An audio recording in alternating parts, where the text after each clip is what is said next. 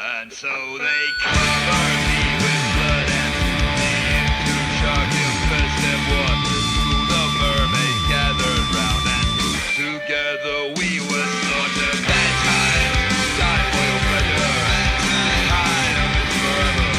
Don't matter if you got no soul. Come on, baby, let the bedtime roll. Hey guys, you're listening to the Everything Went Black podcast, and this is the Topics series. Me and Randy Larson are getting together to do these sort of focused episodes. This time around, we're going to be focusing on Australian rock music. So if you're into Nick Cave, The Birthday Party, Beasts of Bourbon, Portal, The Hoodoo Gurus, The Scientists, Fetus, that kind of stuff, then this is the episode for you. Before we get started, I just want to shout out On It, our affiliate sponsor. Head over to everythingwentblackmedia.com and check out the portals. If you're into swinging kettlebells, taking supplements, and eating weird nut butters and that sort of stuff, check out the portals. Click, buy some stuff, and the lights get to stay on around here for a little while longer. Also, Savage Gold Coffee. Go to savagegoldcoffee.com for the strongest, richest, blackest coffee available to anyone in the entire world. It's delicious and it's mine, so go check it out. I'd like to thank everyone once again that is supporting this effort through Patreon. Really appreciate the ongoing support, and if you're interested in becoming a member and donating as little as $1, you can check out the Patreon account either at everythingwentblackmedia.com, or if you head over to the Facebook page, you'll see that it's pinned to the top. And now on to the episode.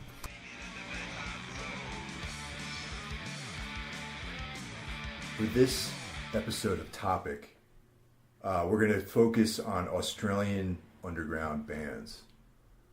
And this subject rose from, I think, one of our other two episodes. We were talking about all the great bands from Australia.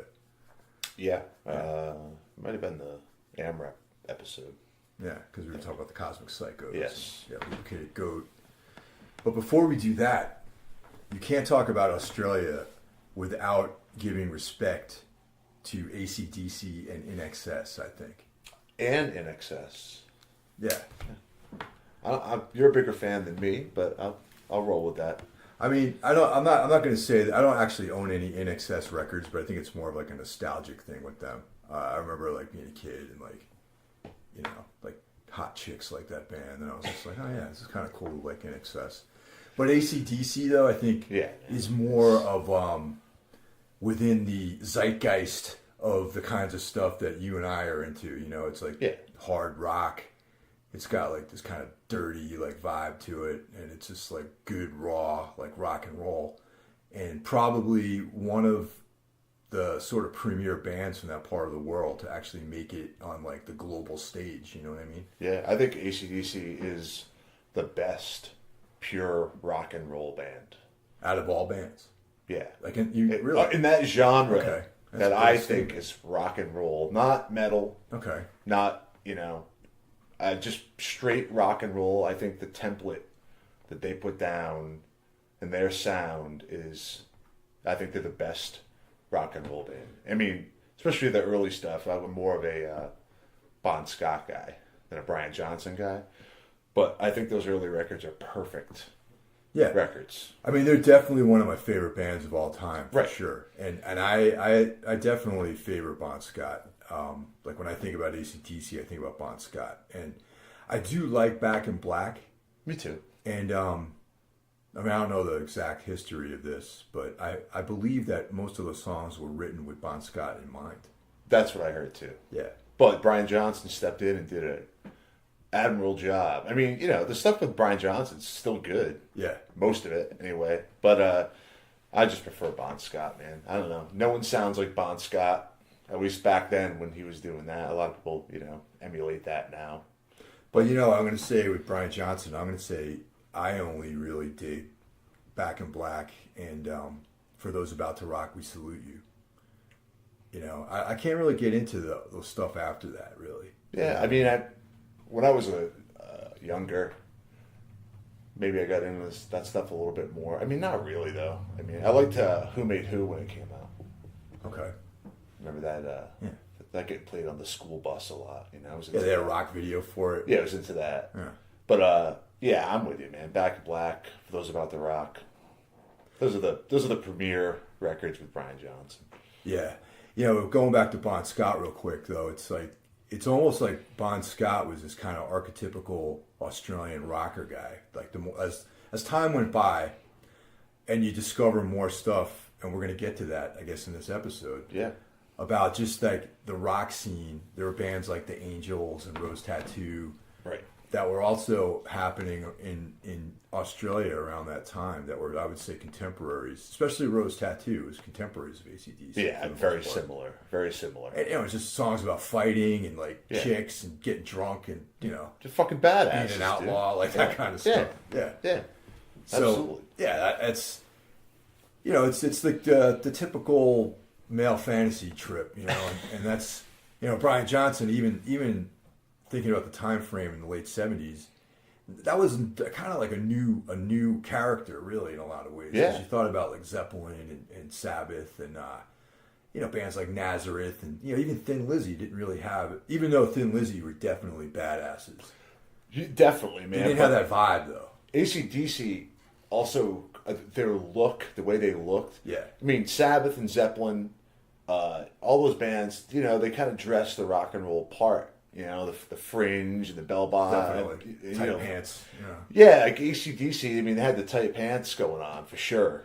But they look like fucking dudes that just got off work, like, at the loading dock. And then you have Angus. And Angus. Right, I should say the other guys look like that. Yeah. But, like, you know, I don't know, man. It was just, there was an edge, I think, to some of those Australian bands. A little rough around the edges. And I think that filtered down to the underground scene. Yeah. Because some of those underground bands that we're going to talk about, I feel have that same, like, rough around the edge. Everything's a little bit noisy. You know, I don't know. I think it all stems from AC/DC, you know? Well, one of the Australian underground bands I want to talk about actually covers an AC/DC song. They cover Ride On. Probably top 3 AC/DC songs. Yeah, it's a great one. And it's a ballady, too. It's like a ballady type of jam. I always wanted Cable to cover that song for years and years and years. We never did. But that band is Beasts of Bourbon. Yes, a band you turned me on to. And I actually found out about them through reading Henry Rollins' books. I mean, you know, the tour journals and stuff. Right. A lot of bands I actually listened to, I found out through reading Henry Rollins' material. You know, I found out about Beasts of Bourbon, Swans, The Birthday Party. Like, I knew who Nick Cave was, but I didn't know that he was someone I should listen to. Right. Until I actually read about how Rollins was into Nick Cave and The Birthday Party and all that stuff. It seems like Rollins has a strong affinity with Australia, a connection with Australia. He's done, like, live spoken word albums from there. He did, I think it was an EP with the Hard-Ons. Yes. Yep. Australian punk I have band. that. Yep. Yeah. They're covered Let There Be Rock. Yep, that's right. It's a great fucking record, man. So I always feel like Rollins had his, you know, was definitely in touch with Australia and kind of maybe brought some of those bands to the forefront in America, a little more attention to them, you know. Yeah, I mean, Australia's like a rough and tumble country, you know. It's got this kind of like brutal vibe to things, you know. Right. And I can see that being a place that he would like feel an affinity for. You know what I mean? Yeah. But yeah, Beast of Bourbon, man. That's a band I heard the name for years, never checked them out until recently. Embarrassed to say, but I really like what I hear from them. So they formed in Sydney in 1983, and the core members of James Baker, who was in another band that we're going to talk about called the Hoodoo Gurus, which probably very few people have heard of. Spencer P. Jones on guitar, Tex Perkins on vocals, and the great Kim Salmon, ex-scientist, on guitar, along with Boris Sudovic, the drummer, who was also from the band The Scientists, which is a band that I know you're fond of. Yeah, absolutely, man. Yeah. And apparently Stu Spasm of Lubricated Goat had a brief stint playing guitar in this band as well. I read that the research department put that across my desk earlier today. I think it was a very brief stint. Yeah. But coming from that guy, that doesn't surprise me. He seems like he might be difficult to get along with. Yeah, I can see that. He might be hard to work with. He might be, yeah. But yeah, they're one of those bands that has member changes, and they're still fairly, for a band that's broken up, are still fairly active. Like they'll do these festivals, or they'll have like a fly-in date in Europe or something. Yeah. So I mean, they're technically disbanded, but there's still a chance you might see them play somewhere though. Yeah, I think they have a record that came out not too long ago. Because when I went on Apple Music to look up some of their stuff, there was only one record, and it's like a newer record. Yeah, none of the ones that you told me to check out were on there. That might have escaped me then. Yeah, and then when you look on the Wikipedia page, man, their member list is it's like pages. long, man. Yeah, I think a lot of guys probably came and went pretty quick. But that early stuff, though, you can, there was a stylistic sort of variance, though. The early records, the Axeman's Jazz, is kind of like, if you start there, you'll get a feeling of like maybe the Cramps and the Gun Club, yep, totally. And that kind of vibe with like this kind of surfy blues, almost like a rockabilly, like a dark kind of rockabilly vibe to it. And that was kind of like what they kind of ran with that for a little while. Then the band broke up in '85 and reformed in '87. And I mean, you get the feeling that these guys are kind of like a rough bunch of dudes. You know what I mean? Yeah. Probably into drugs and alcohol and all this sort of stuff. A mess. Living the rock and roll lifestyle, if you will. And then they came back with Sour Mash, which saw them getting into more creative terrain, like sort of bringing in different influences.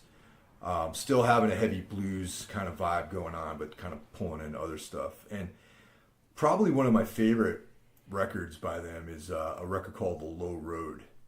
And the two tracks on there is Chase the Dragon and the song The Low Road, which there's a actual rock music video made for that song. And that's incredibly hard to find. I don't think that's on iTunes or anything like that. Is that the one you were telling me that you paid like $50 for a CD copy? I paid $50 to order a CD version of it, not even like an LP. It was the CD, the compact disc. So that's somewhere in my storage space right now, hopefully not getting scratched. Or as I'm saying, there's someone's probably breaking in and stealing that box of records. I started with Axeman's Jazz. Definitely heavy Cramps, Gun Club. Really awesome, though. I listened to it a lot. And then I went to the live record that you recommended to me from there. What was that called? It's called The Low Life. Low Life. Yeah, and that came out in 2003. And it actually features some of the material that's on The Low Road. But it's like the versions. It's blown out more. Yeah, man. dude. It's like, it sounds like... One can say that it doesn't sound very good, that record.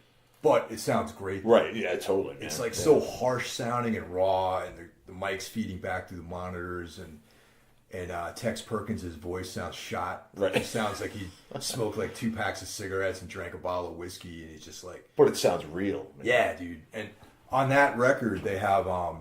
They got live versions of Ride On and Cocksucker Blues. Yes, Cocksucker Blues. And it's funny. It's like if someone was going to say, well, how would you describe Beast of Bourbon? I would say, well, it's like AC/DC and the Rolling Stones.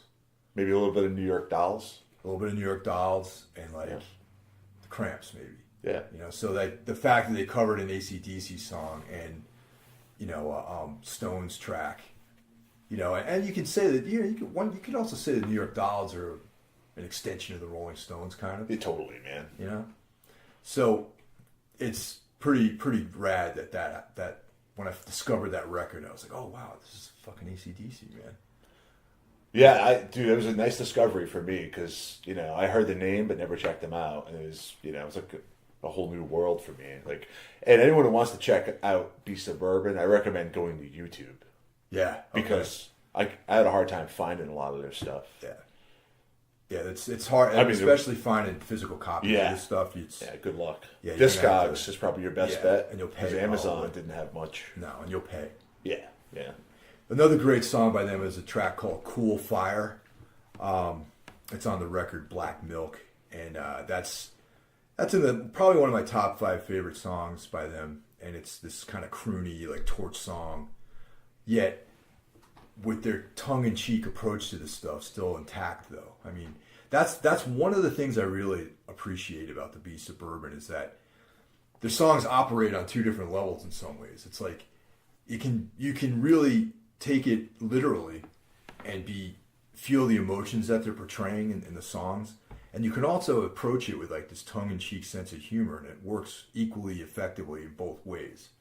You know what I'm trying to say? Yeah, totally. Yeah, and that's what I love about it. Like you could, if depending on what mood you're in, you could listen to Cool Fire, and you know if you're driving at midnight in your car by yourself and you're like you get all emotional listening to the song, or you can listen to it and feel like you're having a piss with that style of music. You know what I mean? Right. Because it is very like, you know, and I'm a sucker for that kind of croony Roy Orbison sort of stuff. You know what I mean? So for me, it's like one of those tracks that like works in a lot of different ways. Another thing with digging into like a lot of this Australian stuff, you know, no doubt the bands we mentioned, the Stones, Gun Club, Cramps, stuff like that with Beast of Bourbon, but almost no matter what band I listen to, I always hear Birthday Party, Nick Cave influence in all these bands. Yeah, definitely. So I don't know if you want to shift gears onto maybe the Birthday Party and the stuff that stems from there. Yeah, totally. But before we do that, it's just to mention that Kim Salmon also had another band called the Surrealists that he was doing, and you know, people in Beasts of Bourbon touched all these other different bands, like you know Kim Salmon and the Surrealists. Tex Perkins had a band called the Cruel Sea. You know, they had former members of the Scientists, like that sort of stuff. But yeah, the sort of shadow of Nick Cave and the Birthday Party really, you know, seems to be cast over a bunch of these types of bands that, you know, they take this kind of blues approach to things, but they mix it in with this other, you know, kind of unique take on it. You know? Yeah. Maybe because they're Australian, you know, and the blues is an American thing. Who knows? Yeah, that's what I like to think. Yeah. I do see a common thread with a lot of these Australian bands where, like, I mean, I guess you could say that about any area of music, but, like, I don't know, just something about it resonates with these Australian bands to me.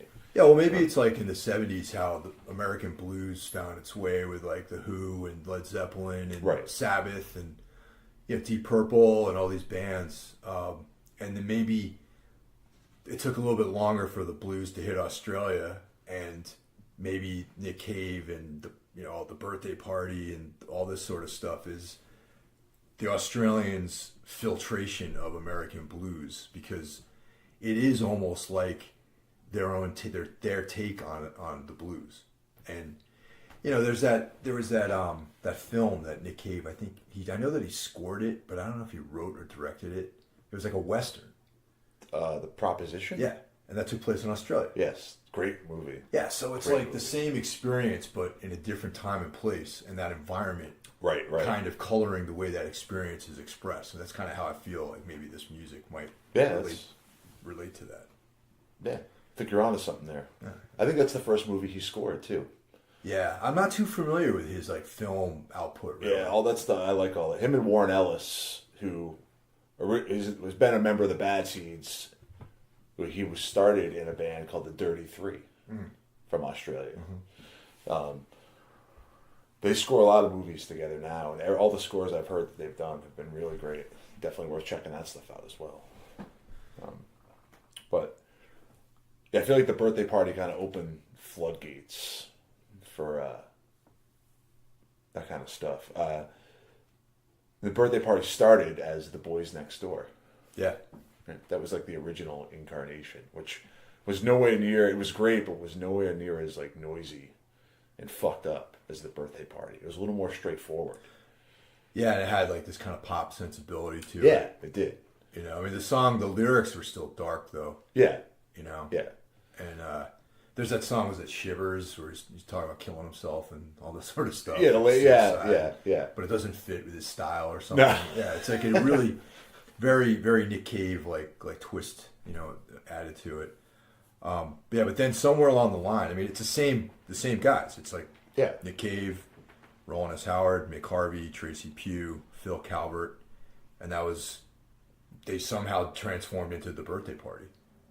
Yeah. And but then everything that was the prototype in so many different ways for like, you know, what kind of went full circle back to like England and like Bauhaus and all this other stuff. Right. You know what I mean? Right. It's like they became like I guess the press, because, you know, journalists like to make up shit and put tags on stuff. No, really? Yeah, you know, they dubbed him like the goth father of goth or something stupid like that. Right. Some ridiculous bullshit. You know, but it's the same way, like the birthday party and anything Nick Cave did was so much deeper than just putting a tag on it like that. Right. You know?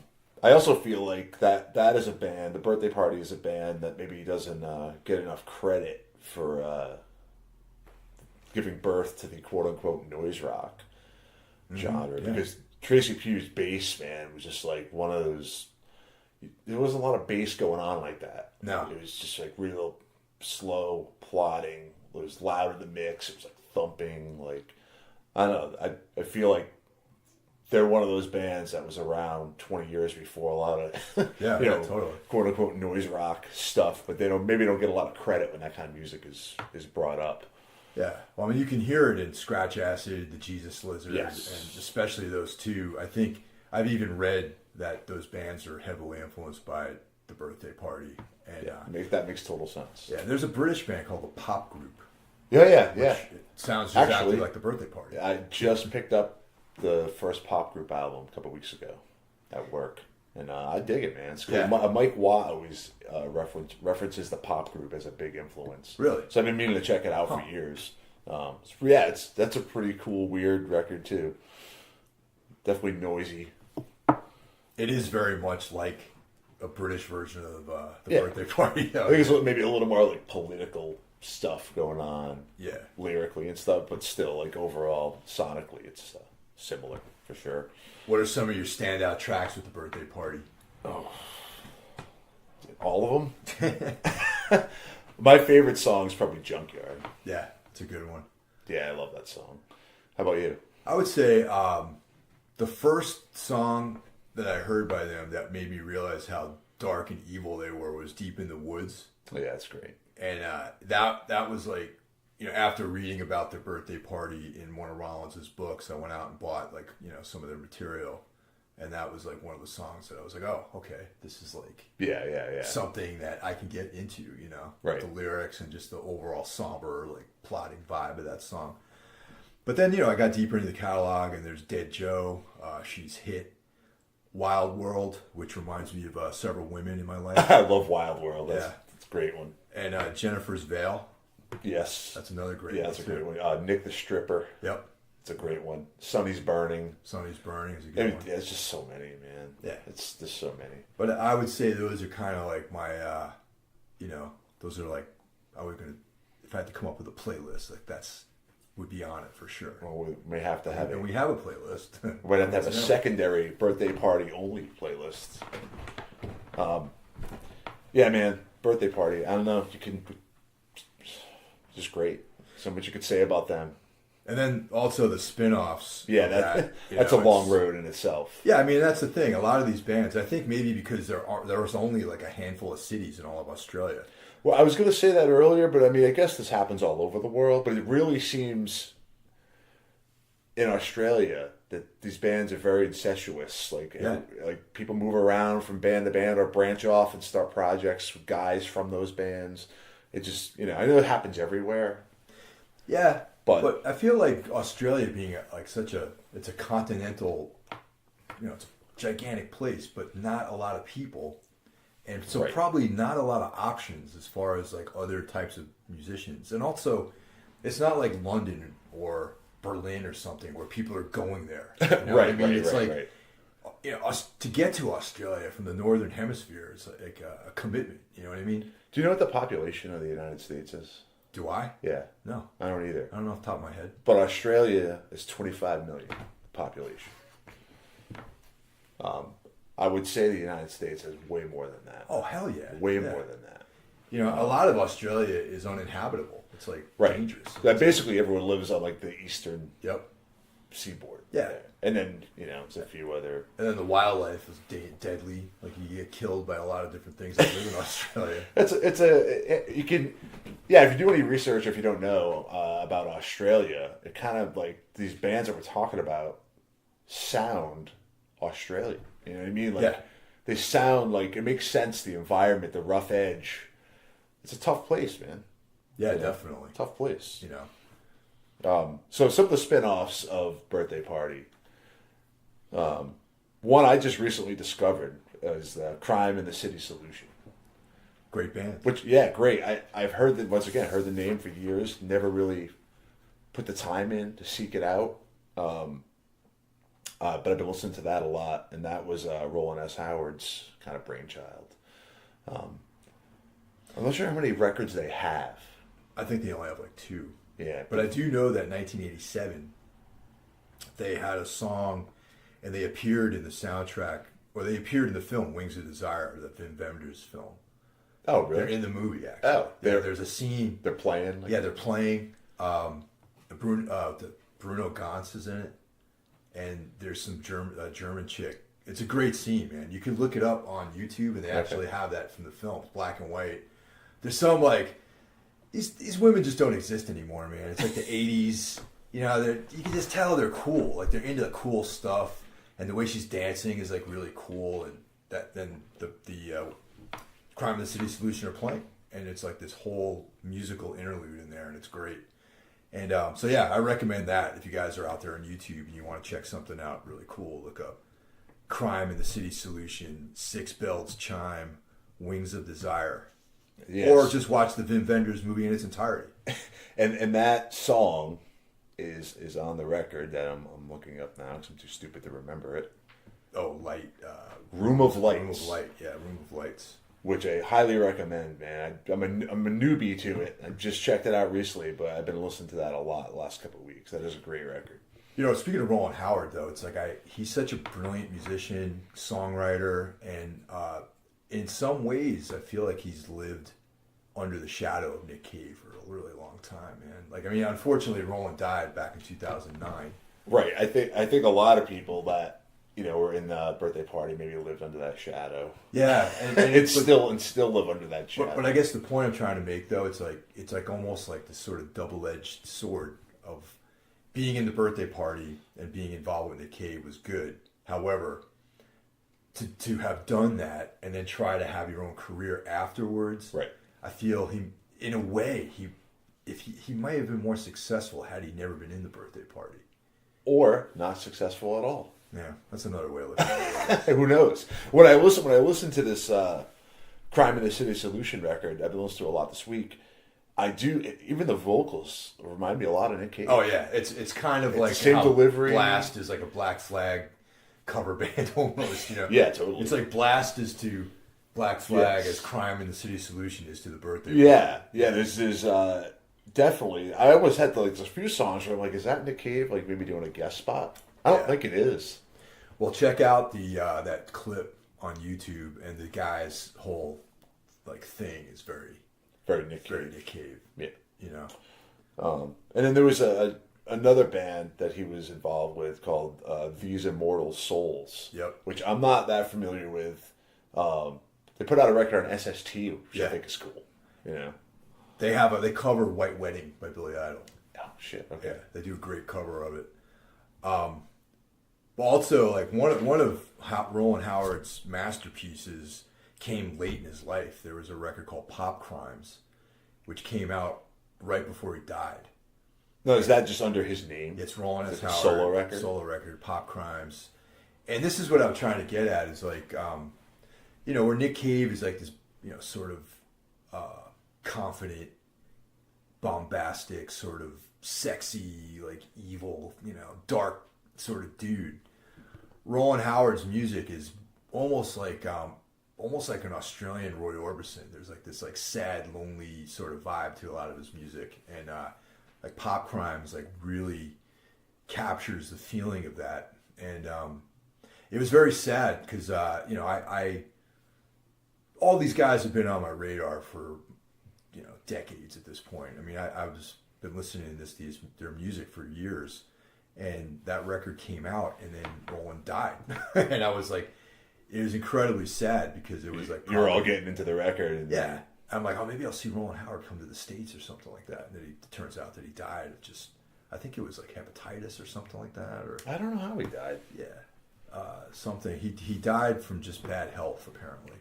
Well, I mean, the pictures I've seen of him, he seems like a very frail. Yeah, frail is the word. Very frail guy. Yeah. So I don't know what was going on there, but the bass player died in like the 80s too. Tracy Pugh. He died of like a brain hemorrhage. Yes, he actually died from a brain hemorrhage that was sustained. He had an epileptic seizure and fell, and that's how he got the brain hemorrhage and died. Also, wasn't he in the band The Saints? Yes, he went. Yep, from '84 to '86, I believe. He did a time in the Saints, which is another band I'm aware of. Not that familiar with their catalog. I know the singer for the Saints sang on a Nick Cave track on Nocturama record, Nick Cave record. That's how I even became aware of the Saints. The stuff sounded pretty cool, but yeah, he did a brief stint in that band. But yeah, so half the birthday party is dead. Mick Harvey's still hanging in there, I believe. He's still hanging in there. He's making solo records, yeah, and doing stuff. And he was in Bad Seeds for a number of years. Yeah, absolutely. Yeah, I mean, you can go on and on about the Bad Seeds. I mean, interesting thing was Blixa was in the Bad Seeds, and then he left to start. Well, he didn't leave. No, he started. But simultaneously. Yeah. They're more of a London-based band, but still, he was in the Bad Seeds. I believe they were based in Australia when he was in the Bad Seeds. Nick also collaborated with a ton of people. Yeah. I mean, there was like Lydia Lunch, Nikki Sudden. He even had a collaboration with Chris Haskett. Chris Haskett of the Rollins Band. Oh. Yeah. I did not know that. And also this is going to lead into another fellow Aussie, Immaculate Consumptive, which is like a collaborative effort between Jim Thirwell, Lydia Lunch, and Nick Cave, and it was based in New York for a while. And that was like a... Did they do a record? Not that I know of. Yeah, I didn't think so. I mean, I'm probably wrong about this because the thing with Jim Thirwell, his catalog is so massive. Yeah. You know what I mean? And also, he has all these pseudonyms that he uses, like all these different names he performs under. J.G. Thirwell, Clint Ruin, Frank Want. Of course, Fetus. And then even the incarnations of that, it's like Fetus Under Glass, Scraping Fetus Off the Wheel. Right. Wise Blood, Steroid Maximus, like all this stuff. And it's just basically one guy. And, and this massive output of music. And it all sounds different. That's the thing, man. There's like different eras of that, like the noisy stuff. And there's stuff that's like sounds like big band music and instrumental. And then there's material that you listen to and you're like, oh yeah, Cop Shoot Cop has this record because Cop Shoot Cop sounds exactly like this one record by Jim Thirlwell. Right. Cop Shoot Cop are great. Yeah, sure. But they're a fucking Fetus ripoff band, if you ask me, man. There's probably quite a few of those. Yeah, but they're the ones that come to mind. I mean, I had nothing but like admiration for Jim Thirlwell, and I mean, maybe Thirwell, along with Throbbing Gristle and like some of those early Coil, probably spawned industrial music. Oh fuck yeah! You know what I mean? Yeah. I mean, without any of that stuff, there would be no Nine Inch Nails, no Ministry, no, whatever you name it, Godflesh, anything that came out after the '80s and the '90s. None of that stuff would have existed really. And along the lines of just saying the Fetus records and all his stuff sounds very different. You could say the same for Coil and Throbbing Gristle. Like a lot of those records sound nothing like each other. Yeah, definitely. Nothing. I have way more Coil records. I mean, they have a lot more material. Yeah. There's endless amounts of Coil records, and some sound like dance records, some sound like ambient records, some are like noise records. Yeah, it's just all over the place, the amount of material. Coil's like a little bit more listenable, I think, than Throbbing Gristle. For the most part. Yeah. Although there is some Coil stuff that's pretty grating. But overall, absolutely. Yeah. I actually enjoy the more listenable Coil stuff. Me too. The more like kind of ambient Yep. stuff. I like that a lot. They have some stuff that sounds like Tangerine Dream, sort of. Too. Yes, Like totally. with vocals. Totally. And also, you probably know this, but the movie Hellraiser, right? The first one, the actual original. There's Coil, and I'm probably going to get the details wrong, but originally there was an idea of having them do the soundtrack of that film, and they actually did a demo of it. And I know that material exists. It does I know exist. people that own it. Yeah. I have not heard it myself, though. Oh, I have it. You yeah. have it? Yeah. Oh, you got to share that with me. We'll see. But I mean, even Yeah. the score that they went with is cool too. The one that they actually used. Oh, the Christopher Young. Yeah, that's Yeah, great. but the Coil thing is awesome. And it's I think it's even on YouTube. But off topic a little bit here. There is a new version of Hellraiser. It's like a affordable Steelbox Blu-ray thing.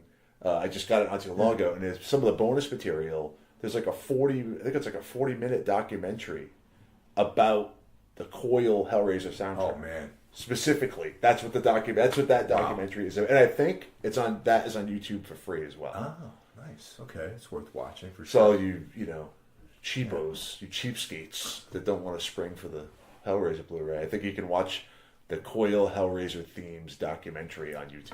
That's awesome, but also just not to be a dick or anything like that. But how many goddamn times do I got to buy this movie, man? I have a VHS tape. I have a fucking DVD. Then you gave me a Blu-ray because you bought the box Yeah, set. because I got suckered into buying the Steelbox one. So I mean, I have the same movie in 3 formats at this point. So why not watch it for free, man? I give it. You know why? You know why? Because it's such an awesome movie. Yeah. You'll buy it a fourth. No, I will fifth eventually. time. I'll buy it because it'll look cool too.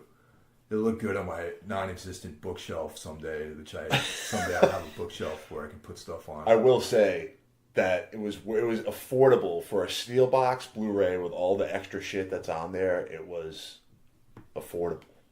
It wasn't one of those $50, $60 jobs. But it was worth it just for that Coil documentary that's on there. It's pretty cool, the story of that.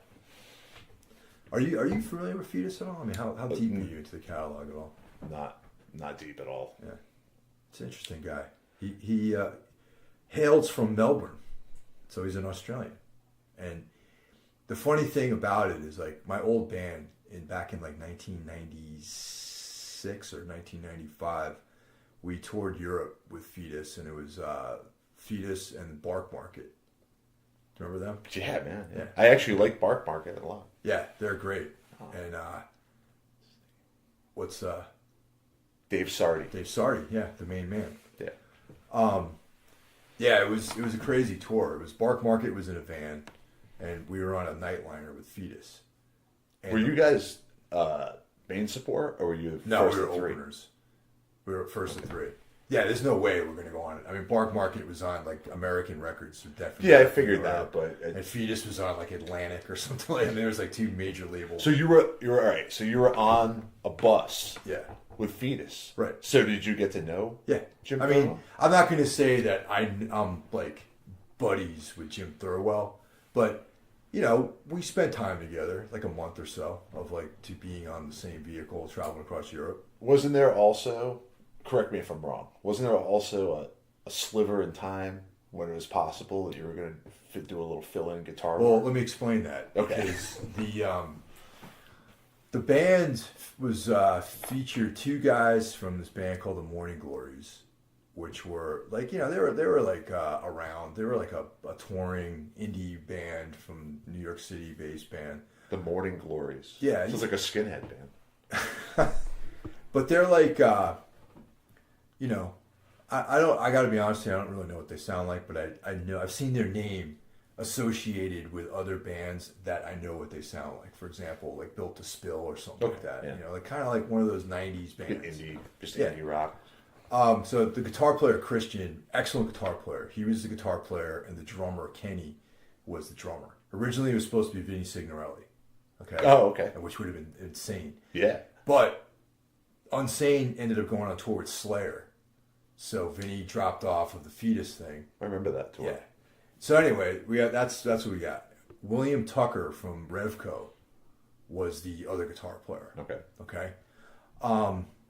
Bass player was this this guy was a man named Brian Emmerich, who I'm not sure what other bands he played in, but he's like one of these guys. He's around, industrial dude, like one of these like, industrial guys with like a trench coat and probably has like all this like Nazi stuff at home, like one of those guys.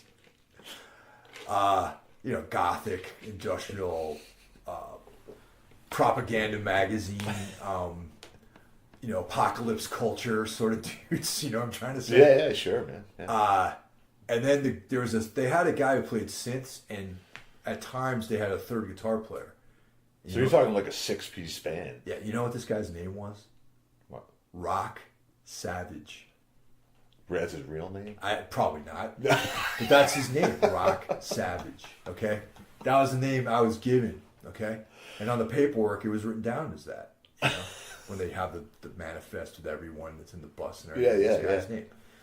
And then, so that, he was cool. He was really cool. He was awesome dude, sound guy, like sound engineer, recording guy, whatever, So anyway, Tucker had some health problems, and he had to go home, like midway during the tour. And there was like points where Thirwell thought that, they needed to have that second guitar player. And the idea came up that I would actually join them on stage for a couple of songs. But it just didn't work out. Yeah. It's like I tried to fuck around learning some of the songs, but it just, it was more like, and I'm not trying to detract anything or diminish these guys, but it was like, they started off strong. I remember the first show we played, I forgot what country it was in, but it was like, Faust played, Stereo Lab, Fetus, and us. We were on like early. Yeah. And when they played, it was powerful, like rock version of, it was the rock band version of Fetus. Right. It was, and like I said, I'd been a fan of his music for years at the time, and I just thought like, oh yeah, cool. Like, who knows what it's going to be like, But it was like a heavy rock version of the band, yeah. 2 guitars and all this like synths and noise and all that stuff.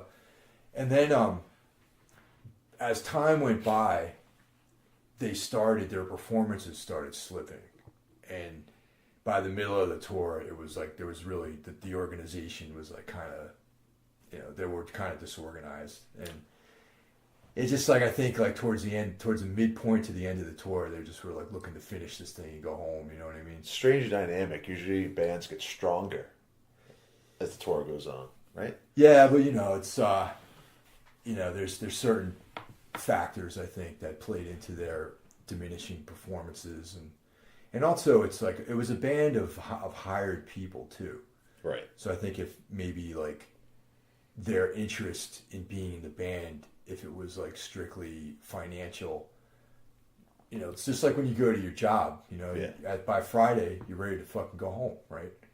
So if you like take that 5-day work week and stretch it out over 30 days, by day 16, you're looking to the weekend, man. You're thinking about how Saturday, I'm going to fucking go to Home Depot or whatever. Dude, by Monday I want to go home. Never mind Friday. That's what I'm saying, and I guess that's kind of like the testament to being in a band and being actually a contributing member. It's like you'll push harder and work harder. But if you're a hired guy who's just there to make money, even though you believe in the band, you're not going to have the same vigor. You know what I mean? Sure. Yeah, I can see that. Yeah. So that tour was a trip, man. That was the first time I'd been to Europe. It was like full rock experience on a bus. Yeah, right. I'd never really experienced anything like that prior to that. It was really cool though. Yeah. But the bus thing was like it got old, man. Honestly, you just. Yeah, I'm sure. I'm still better than being in a van. I'm going to say that No? I actually would rather tour in a van if it was like properly. If it wasn't jammed with people, like whenever. Since then, I've been to Europe. I don't know how many times, and it's always like 2 bands in a Sprinter, and that's not cool. I was going to say, would you rather have a bus with 2 bands or a van with 2 bands in it? I'm going to say a Sprinter with 1 band would be sick. And a trailer. Right? Because I'll tell you why it's not cool being on a bus with the same people sleeping on there, and just people like shitting and farting and just being fucking animals. Well, and inevitably, if you're in a bus with 10 people, 6 of those people are probably going to be dickheads. Yeah, totally. And you don't know. And back then, everyone was like smoking and stuff. And then like what a great dynamic. The other thing too is the driver is only allowed to drive because you have like a union guy driving the bus. That's a good 10, 12 hours or something. He's got like some X amount of hours or miles he can drive. Yeah. So that guy would have to stop. Like they routed the tour based on overnight drives. You know what I mean? So it was like the bus call would be like 2 a.m. You go into the bus and the dude would drive all night. Then he'd wake up in a city somewhere. Probably parked outside some venue. Not even anywhere cool. Like you're like out miles away from anything. You know? You can't check anything out. You can't be like, oh yeah, let's go out into Amsterdam or whatever. No. He goes from point A to point B. And I remember we had a day off, and we spent the day off in a rest stop outside of Nuremberg because the fucking guy had reached his quota was. That's it. So I stayed there, I hung out in a rest stop on a day off all day. And it was brutal, you know? I mean, back then we had a VHS player, so we were able to like watch some movies and stuff. But it was all these like shot movies, like some like fucking James Bond films or something. You can only have so many VHS tapes with you on tour. You can only have like VHS tapes like that. So, that's my Jim Thirwell fetus story in Europe. And you could say you toured with Jim Thirwell and Fetus. It's pretty cool. Yeah, I met Liv Tyler in Berlin. Really? She's beautiful. Beautiful lady. Big, tall, strong woman. Yeah. Tall. Hard to believe that guy created that. I know, right? Yeah. At the same show, I also met Casper Brotzman. No. Who I would meet again in Boston, Massachusetts, when we played with the Casper Brotzman Massacre. I was also at that show, and that was my introduction to meeting Mike Hill. We met at that show? Yeah. Briefly. Yeah. Okay. Yeah. Because you guys opened that show. That's right. But that's awesome. Yeah, it was Engine Kid, Otis, Engine Kid, and Caspar Brotzman. I went to the show the night before, in the same show in Providence, but you guys didn't open. Yeah, we just played the Boston. I think it was just Engine Kid and Caspar Brotzman. And I was an Engine Kid fan. That's why I went. I never even heard of Caspar Brotzman. Oh, yeah, dude. And it blew my fucking head clean off my shoulders. So I went up the next night, and I was friendly with Greg from Engine Kid. He put me on the list, got me in, whatever, and you guys opened. I was like, these guys are all right. It was. I still have that T-shirt from the show. I have the Casper Brotzman long sleeve, which I'm going to be probably breaking out soon. You should. Not an Australian band, no. A band that any of you fucks that are listening need to check out. Caspar Brotzman Massacre. Man. German. And Casper is the son of Peter Brotzman, the renowned avant-garde jazz sax player. Really dark, heavy. It's hard to explain Caspar Brotzman Massacre, man. It's like sort of industrial, but rock based. It's kind of like it's like similar to the way Neubauten is, where it's like it just kind of is what it is. It's like a really dark King Crimson. Okay, I'll go with That's that. the best way I can describe it. Yeah, it's a 3-piece. Yeah. At times, it's very brooding. Yeah. And, it has like that, there are certain tracks that have like that Swans plotting sort of vibe to it with like the bass line, repetitive kind of thing with like Brotzman like going nuts on the guitar. So good, dude. So good. Yeah. I know we're getting a little off. Whatever. It's fine. Well, you brought them up. You know. Well, they excite me. For me, I can't talk about Jim Thirwell without remembering meeting Casper Brotzman and just being like excited that I met him, and he was a really cool, like, nice guy. Was that after you played that show in the U.S. with him? No, it was before. It was before. Actually. Okay. Yeah. All right. Yeah. Cool. Because you know how ironically I found out about Casper Brotzman because I read an interview with Paige Hamilton of Helmet. And they did a record together. Yeah, and he was talking about how the Casper Brotzman Massacre is an influence on him and all that sort of stuff. So I was like, oh, Paige Hamilton. So So I went to Newbury Comics because I was living in Boston at the time and checked it out. And Yeah, it's great. I've been a fan ever since. To this day. Those records are incredibly hard to find, too. Yeah. We're going to talk about a lot of bands that you can't find their records anymore. So, yeah. Jim Thirwell. Yeah, New York- I New need York to based. dig in a little more. Anyone out there who finds it interesting, his records are actually pretty easy to find. Most of them are in print. There's a lot of them. There's a lot of them, though. Can you recommend one Fetus record or Jim Thirwell record that would be a good starting point, or one of your favorites? Yeah, I'm going to say Nail is probably a good place to start because that has some of the more well-known songs, and there's also a diversity material on that. There's a song called Throne of Agony, which is like kind of like a hit, I guess, if he has any. And then there's like that song, and then there's like some other songs that have more of this kind of big band like vibe to it. I would go there. And then Gash is probably his best funded record, and that's a really good record. And if you want to listen to kind of soundtracky music that's like more like a score, I would recommend the Steroid Maximus stuff. It's all like instrumental type of material. One interesting thing about Jim Thirwell, like I asked him, I said, do you play any instruments? Like, what's when you write music, what instrument do you write it on? Right. You write it on keyboards? And he's like, I got to be honest with you, Mike. It's like I don't play anything really well. He's like, I look at the entire studio as my instrument. That's cool. And that was like one of the fucking most badass things I ever heard anyone say. He's just like, the whole shit is mine. That's like how I express myself. That's cool. Is through the studio. I think there are a lot of great songwriters that are not great musicians per se. Like, fuck, dude, look at Danzig. Yeah. Right? Sure. I mean, he writes the guitar parts though. Yeah. Apparently. Yeah, but like he's fucking. I've seen videos of him like playing, and he's like playing with like one finger. You know, he's like, but it's the idea he's conveying more so than his technical ability to do so. You know, that's cool. That's a good answer though. Yeah, he's sure. he's. I'd like to run into him again, man. He was cool. I wonder if he feels the same way. Probably not. He probably doesn't know who I am. Oh yeah, who are you, man? He's like, oh yeah, didn't you deliver groceries to my apartment in Brooklyn once?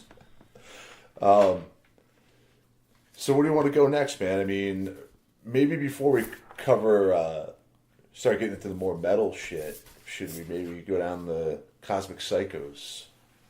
Yeah, totally. There's a group of bands that had material on Amphetamine Reptile. And this kind of, I think, sparked this whole discussion. It was the AMREP episode we did. I think so. So what comes to mind immediately, there's three bands. Cosmic Psychos, who most of their catalog is on AMREP. Mm-hmm. Lubricated Goat, who have a few records on AMREP. And King Snake Roost. Yep. All bands from Australia. King Snake Roost from Adelaide. Lubricated Goats from Sydney. Cosmic Psychos are technically from Melbourne, but as we know from watching that documentary, they're farmers. Yes, and I would even recommend before listening to the Cosmic Psychos, if you're not familiar with them, go on YouTube. Once again, this is like a commercial for fucking YouTube. Yeah. They should pay us for this. They should be a sponsor. There's a great documentary about the band, the Cosmic Psychos, called Blokes You Can Trust. And it's on YouTube for free, and it's fucking high quality. It looks good. Definitely worth watching. It's a pretty incredible documentary. These guys are fucking farmers. Basically. They formed in 1977.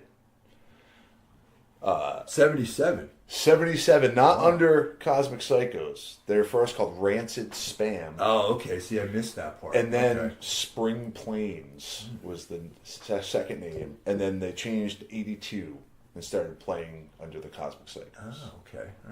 All right. And they even had a different singer bass player before Ross Knight, who basically is the face of the band. Yeah. But this was early on. He once he took over like the vocals and bass, they kind of shaped what they would become. But they're like the ultimate like working man's fucking band. They're like the noise rock ACDC. ACDC. Yeah, I'll say that. Because you know what I mean? Like, they have similar qualities to ACDC. Definitely. They're just like these dudes, these blokes. You know what I mean? fucking blokes. And their songs are about, like, you know, drinking and eating, you know, mash. Like, that one song is about eating chips and mash or something like that. It's crazy because, and they go into this documentary. They are, you know, hard living, partying, fucking drinking guys. But yet, the main guy, Ross Knight, was a world champion powerlifter. Yeah. A farmer. Yep. He runs and owns his own farm with a vineyard, operating vineyard on it. He's a volunteer fireman. He operates heavy equipment and has his license to do so, bulldozers and whatnot. He has a son with, I believe, cerebral palsy. Yeah, that's right. Yep. It's all in the documentary. It's all in the documentary. He's an incredible guy, all around. Yeah, he makes me feel like kind of like a bitch, actually. You know what I mean? He's just like it. Like, this guy could probably drink, like, you know, 19 cans of Foster's and then get up and, you know, go powerlifting. Like, you know, 500 pounds. Yeah, I have like 3 reps. beers now, and I have a hangover for like 2 days. You know, but I can't do anything. Like, Yeah. these guys are men.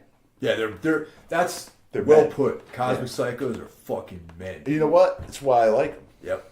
It's okay. It's okay to, you know, say that. Contrary to popular belief. Well, wait, yeah, that's a whole other. But, you know, if they were women, I'd like them too. But they're men. You know, they're great. I mean, sonically. What's your take on them sonically? Yeah, Like, it's pretty bare bones. Yeah, it's like no frills punk music about relatable subjects. You know, like, I mean, I don't know if I could relate to it so much, but it's like salt of the earth, bare bones, like raw punk. You know, with like an optimistic viewpoint. Really, like their songs are they're not particularly dark. Well, yeah, that's it. You know, that's an interesting way. Like to in the put it, same way, like AC/DC songs are not really dark. You know what I mean? No, they're not dark. I mean, They're about badass shit. They're tough. They're not tough. dark. And I would say Cosmic Psychos, they operate in that same space. And once again, it's got that like fuzzed out, heavy bass, a lot of wah on the guitar. Wah, yep. You know, a little bit of Stooges, and I mean, you can hear all the bands that formed in Seattle definitely borrowing Cosmic Psychos, and I think they even touch on They that. talk about it, the Mudhoney and all these bands. Yeah, man. I think a lot of those bands lifted some ideas and some sonic ideas from Cosmic Psychos.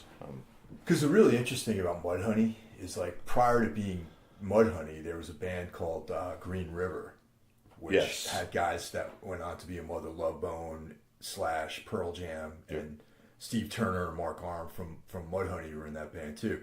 And they were basically a Stooges, Aerosmith. Like, if you listen to, I mean, if someone asked me, like, describe them, it's almost like Aerosmith and the Stooges. Like, the riffs in there are like... Which perfectly describes, though, like, Mudhoney and Mother Love Bone. Mother Love Bone. Yeah, it's like, because Mother Love Bone was very glam, and Mudhoney was just, like, not very Yeah, it's like, you can see there's almost like this conflict. And if you listen to the two, they have like Rehab Doll, Dry as a Bone, and Come On Down, like an EP. Yeah. Mudhoney, Green River does.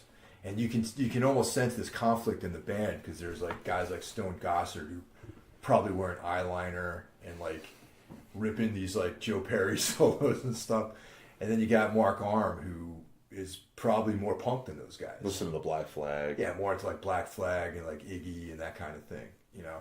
And they just probably were dudes that they just, all right, cool, we're going to do a band. Let's do this band. And Right, one guy's into this, you know. Some of the bands I was in high school, man. Yeah. I grew up in a fucking tiny-ass town. Like, you got to take who you can get. Yeah. You know what I mean? You know, one dude probably had a mustache at some point, you know. Oh, definitely. It's like sick of it all, you know. They had, like, the original bass player, Rich, had a mustache and long hair. Yeah, I love Craig Satari, man, but still, I prefer Sick of It All with Rich on bass. Just my personal preference, you know? You can mix it up a little. Yeah, Cosmic Psychos, man, watch the documentary.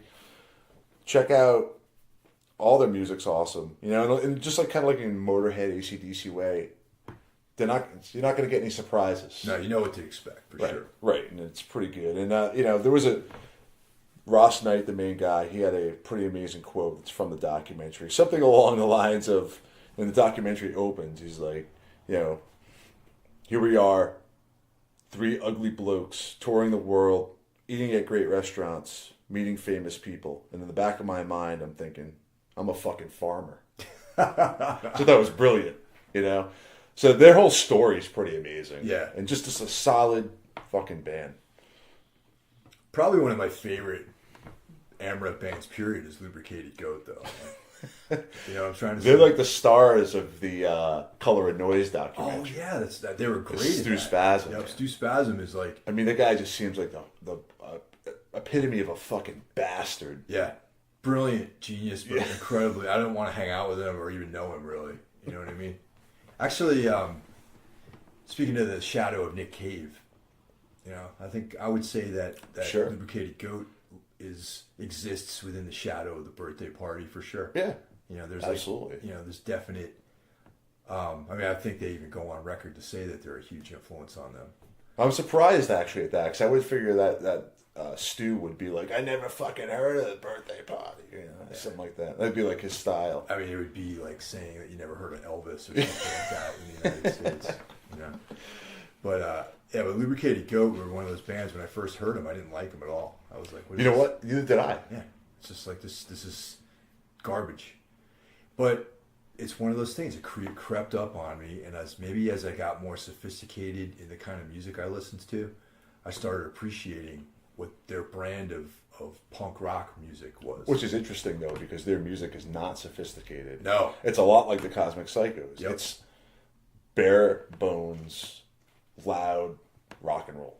But I think that With punk attitude. Yeah, but where maybe the music itself is raw, I think the concept of what they're doing is a little bit more complicated. Sure, yeah, okay. Like the lyrics, the image, you know, the sort of sense of humor they have about everything, the dark humor. Yeah. I think you had to have a little bit more of a worldly outlook to appreciate that aspect of the band than just being like into like Helmet or something like that. You know what I mean? Right. Because that's kind of like how, you know, when I first got into all the AMREP stuff, it was through bands like Helmet, and, you know, and you know, well, maybe they were kind of my gateway into that world. Yeah. And then I discovered, you know, Surgery and the Cows and Right.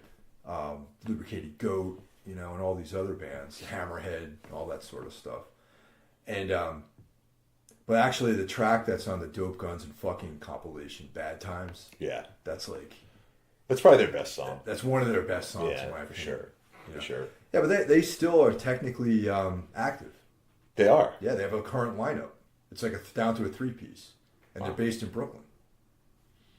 Based in Brooklyn. Yes. Wow. Yeah, they've actually been. That's interesting.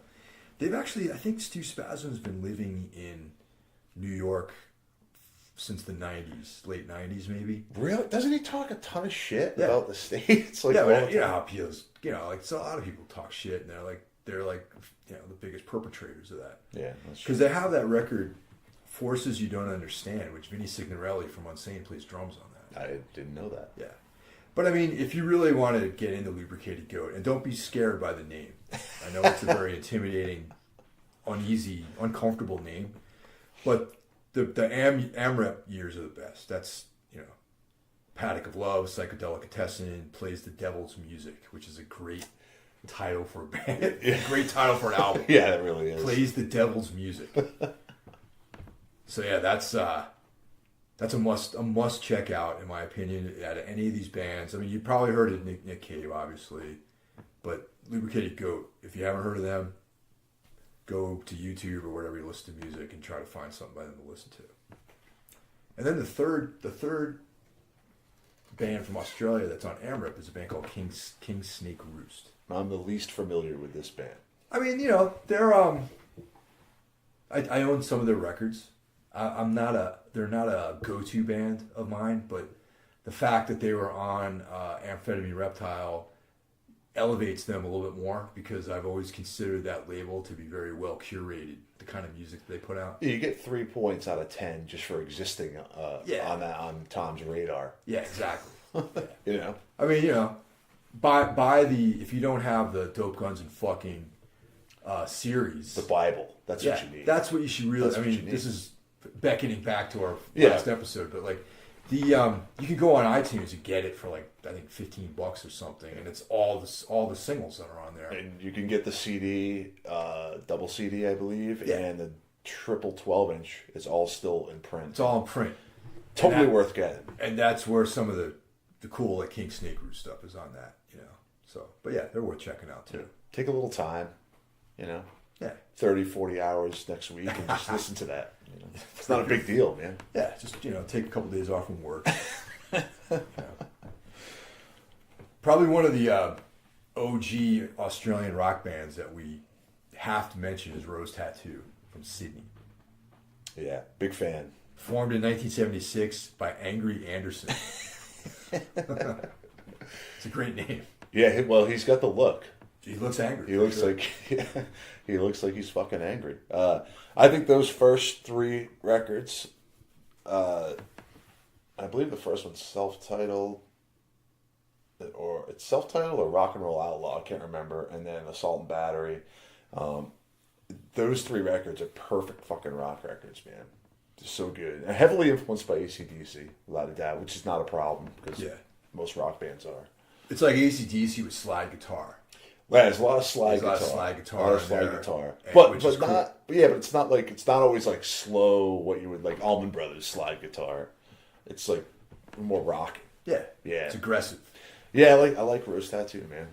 That's a band I got into over the last few years. But I really like those first three records a lot. Now, the interesting thing about them is the bands that actually cover their music. Yeah. It's Guns N' Roses cover the song Nice Boys on their that pseudo live record they did. Yeah. And LA Guns cover Rock and Roll Outlaw. I did not know that. Yeah. I think the singer from LA Guns might be Australian. Really? Yeah, I don't know. I made that up. I'm half certain I said that. That might not even be true. I don't know. I know he's not American. That guy. He's got some. I know he's not American. He's got a funny accent. I don't know. I don't know where he's from. Maybe he's from England. Maybe he's from Australia. Who the fuck knows? I'll have to do my research on LA Guns. It's like, I just made it. The guy's probably from like Ohio or something like that. Yeah. He's from Sandusky, Ohio.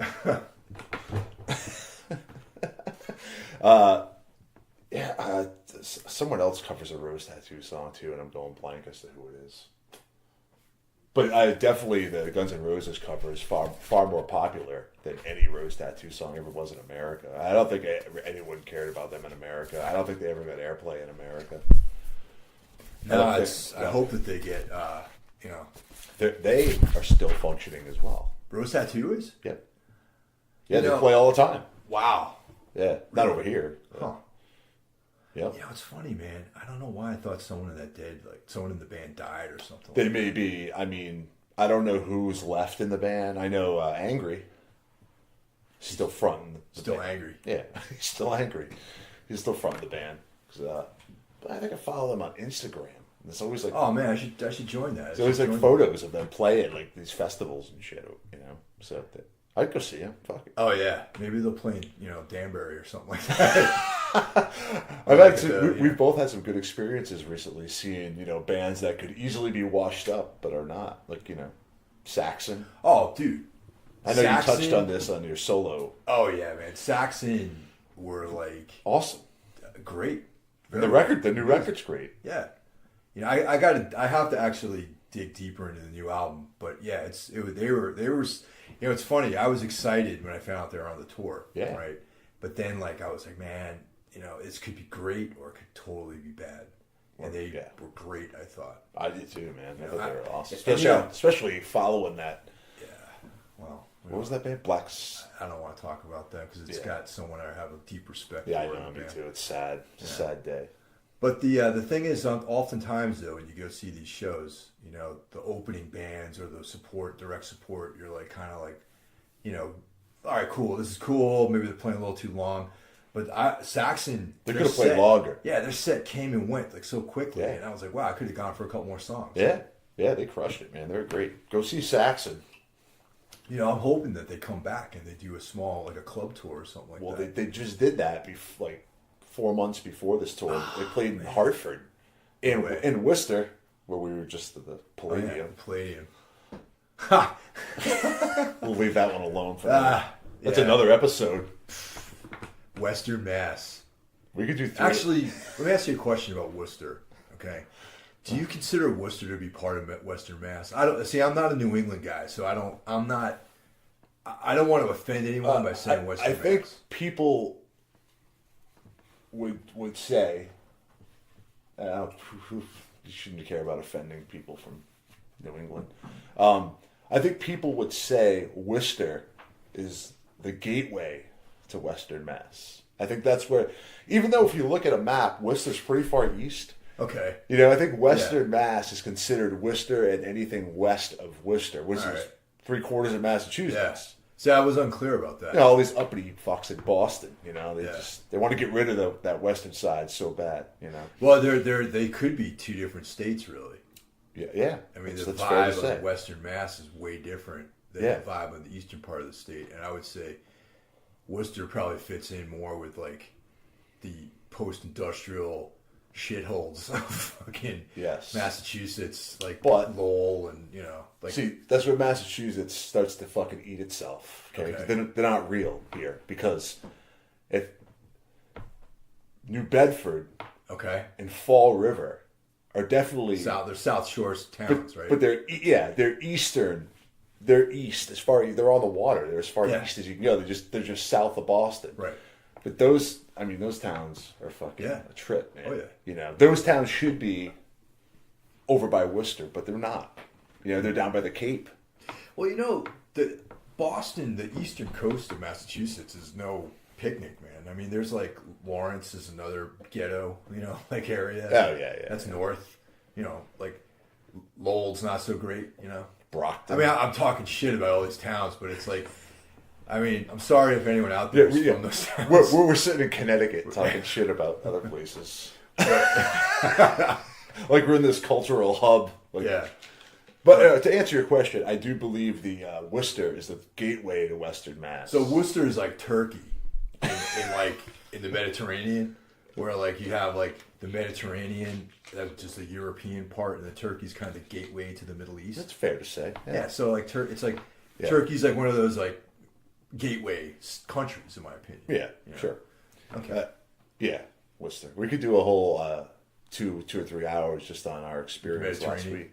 No, not that. I don't know how we got on that topic. We were just talking about Saxon and you know. Right. So they played the Palladium. They headlined there. Yeah. I wish I went now. After seeing them with Priest, I wish I got to see. Well, didn't they play with like UFO or something like that? Yeah, that whole tour was Wow. Saxon and UFO. See, I got to keep my eyes open for these types of tours because I've been finding out that these bands still crush live. You just start buying the newspaper. The newspaper, what the hell is that? So they advertise this kind of shows. Really? Yeah. Not on the internet? Not on like my phone? There's no app I can get that tells me when Saxon's playing in a nearby town? No. I'll just text you. So the last thing I'm thinking we should probably cover is metal. Actually, before we do that, I want to talk about a band called the Hoodoo Gurus. Oh, that's right. Yes. Yeah. Which is someone in in the Beast of Bourbon was also in the Hoodoo Gurus. And that I found that interesting because you know, it's funny that the Hoodoo Gurus are one of those bands that they probably still exist on some level, you know. They were not a punk band. They were not remotely punk, but when I was in high school, the kids that were into punk music told me about this band, the Hoodoo Gurus. Now, what year was this? This is in the 80s, like 85. So this is pre-Nirvana. Oh, yeah. This is Okay. like in the 80s. All right. Yeah. All right. So there were this guy, John Ritchie, and this guy, Ken Smar, who I grew up with. They were a year older than me. and they knew about music. They were both excellent players. They had a band that, I always looked up to them as far as like, there was like three guys in my high school, John Ritchie, Mike Katz, and Ken Smar. And they were like the guys who knew what was up. And they knew about punk music, and they were into, before they were into punk, they were into metal, and they knew they could shred solos and all this sort of stuff. And so anyway, they had a band, and that was all covers, and two of the songs they did were Hoodoo Gurus songs. And most of their set was punk. Like, their whole thing was like, all right, we're punks. We're in punk music now. And I don't know how, like, somehow the Hoodoo Gurus leached into their catalog. Yeah, how did like three guys in the 80s from Carmel, New York? Well, you got to remember, Trash American Style was close by. So that, that's like the mecca for things in the 80s. I could see Malcolm like trying to... But the ironic trying to thing, sell though, some of that. Yeah, but they were on a major label, though. Oh, all right, maybe. All right, this band that my friends had, they were doing covers by like, like Flipper and X was a big band that they covered, stuff like that, like punk music. Yeah. And then somehow they did two Hoodoo Gurus covers, and I was like, okay, I like the X a lot. That was a band I still to this day love X. Yeah, me too. But yeah, there's a blues thing going on. There's like a little bit of this rockabilly thing, maybe. But I don't know. So they had one record out in called Stone Age Romeos, and that was like the record that had anything that you could say was like quote unquote punk was on that record. Okay. Then they put out another record after that called Mars Needs Guitars, and that was just kind of like, at that point they should have just broke up, in my opinion. But so when I went to college in Boston, there was a radio station, it probably still is, called WFNX. And they had like, that was like alternative, college, whatever. You know what I'm saying? There was that stuff, like the Pixies and Jane's Addiction was on there. And the Hoodoo Gurus would be on that radio station. Like in regular rotation? Yeah, like it would be like the left of center. Like, a lot of you guys were born in the 80s, so you don't even really have a full understanding of what I'm talking about. But like the, there was like big rock radio that would play like just Aerosmith and Sabbath and whatever, Bruce Springsteen. And then there was like FNX type stuff, which was on a major dial. But they were kind of left of center. Like, for example, WFNX had like a local show where they play like local bands. Yeah, yeah. But it was still like a big radio station. Right, they would still right. play all the big, like in Midnight, the 80s. at Friday night, they're going to play an hour like local bands. Or like, midnight or something, Yeah. or 11. Yeah. And then there was like, but then in the 80s, they kind of fooled you into thinking that you were really listening to some deep underground stuff because they would play stuff like, the Pixies, or they would play like Jane's Addiction, or they'd play Chili Peppers. the Chili Peppers, right? Yeah, stuff that was like punk based, but not really part of that. Like they were still like eating deli trays and traveling around on a bus. Yeah.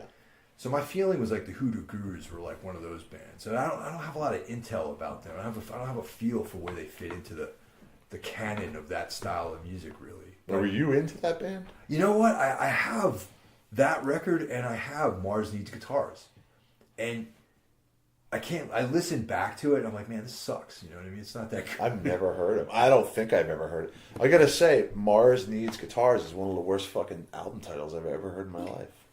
Well, It's horrible. At that point, they probably were just like, okay, we got to make another record. Like, it took us like 6 years to write Stone Age Romeos. Now we only have 2. Right. So let's throw together some tracks. And they had one song that I remember they had a music video for. You know what I mean? And it was on like, 120 minutes or some shit. All right, that's it. They're One of those 120 minutes. And that's, once again, this is probably meaningless to most of you kids out there. But Yeah, you might want to explain 120 minutes. back in the 60s when I was... there's a thing called MTV, and they had different shows where they played music videos. And there was one called 120 Minutes that had that little chick with the glasses was the... Kennedy, yeah. right?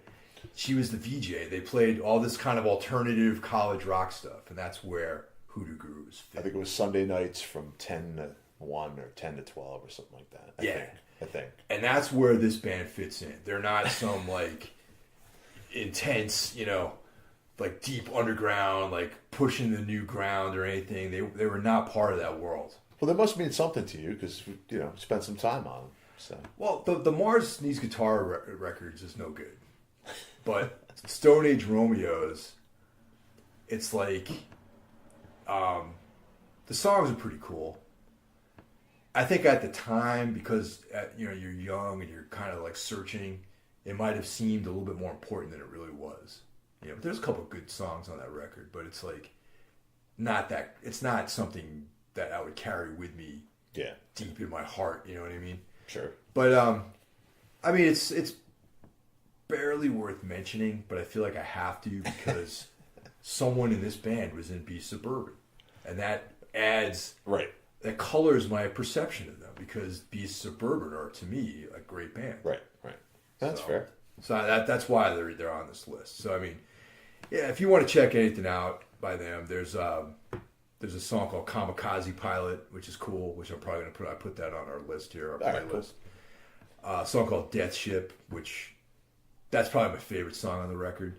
And then there's like the bubblegum song called I Want You Back, which is like it's like what's that about? Yeah, some guy loses his girlfriend, he wants her back, man. Like one of those tracks. But yeah, it's like, all right, were you ever a Replacements fan? Never. Really? No. And I'm not saying that like, okay. I just totally not familiar with the Replacements. Okay, well, I love the early stuff with Bob Stinson, and or even like Pleased to Meet Me, which didn't have Bob Stinson on it. Everything up to that record I think is great. But then they made Pleased to Meet Me. Okay, now Hoodoo Gurus are like Pleased to Meet Me, like that era of the band where it's like, we got a budget to make a record. We want to be this thing, but we're not really that thing. Right. I'm trying to say. That's kind of how I feel about the Hoodoo Gurus. So anyway, I know a lot of bands who've done that. I might be totally out of line about that, but that's how I feel about it. Doesn't matter. Yeah, it's okay. That's how you feel about it. It's an opinion. That's right. Okay, it's an opinion-based show here. So let's get in the metal portion of our show. It always comes back. Yeah. I don't know where you want to start. I mean, well, why don't you pick a band? Okay. Just go from there. I'm going to start with a band called King Parrot. Are you familiar with them? They're a newer band. Yeah, 2010. They're from Melbourne. They're like a grind band. It's got one dude, Matt Rizzo, played in Blood Duster, a band. Oh yeah, sure. So I did not know there was a connection between the two bands. Yeah. Both bands are on Relapse. Correct? King Parrot is on. They have a record on Candlelight. They have a record on Housecore, and they have another record on a different label called EVP. Oh, they're not on Relapse? I thought they put out a record on Relapse. One thing notable about them is in 2015 they were nominated for Best New Band on the Metal Hammer Golden Gods Awards. Really? Yeah, so that's pretty cool. Yeah. But they're a band that I really like. Very salt of the earth. They have dark humor, tongue-in-cheek type of lyrics.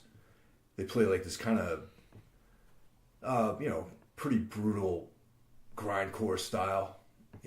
Very meat and potatoes. Right. Definitely a good band. I enjoy. I thought they were more of a stoner band. If you thought that, I'm wrong. You'd be incorrect. You're wrong. Yeah. No, they're a grind band. All right, I have to check. Yeah, they're good. I maybe thought that because I believe they toured with Weed Eater. They might have. I believe they did. I know the last time they were in the States was on that Super Joint Devil Driver tour. Okay. Yeah. They've been over a few times. Have you seen them, King Parrot? I haven't seen them live, no. But they've toured with our good friends, the now disbanded Fat Nit Viscar, did a tour with them, and I missed them though. I didn't see them play. I didn't see that tour. So, but their music is good. Through them, I actually became familiar with King Parrot, and that's why solid band. Blood Duster's a sick band too. Yeah. death grind kind of vibe. Yeah, that might know. So, I want to mention Disembowelment. Hell yeah. I think is a super, super underrated, important band. And to a lot of people, they pretty much kind of spearheaded the funeral doom sound and movement.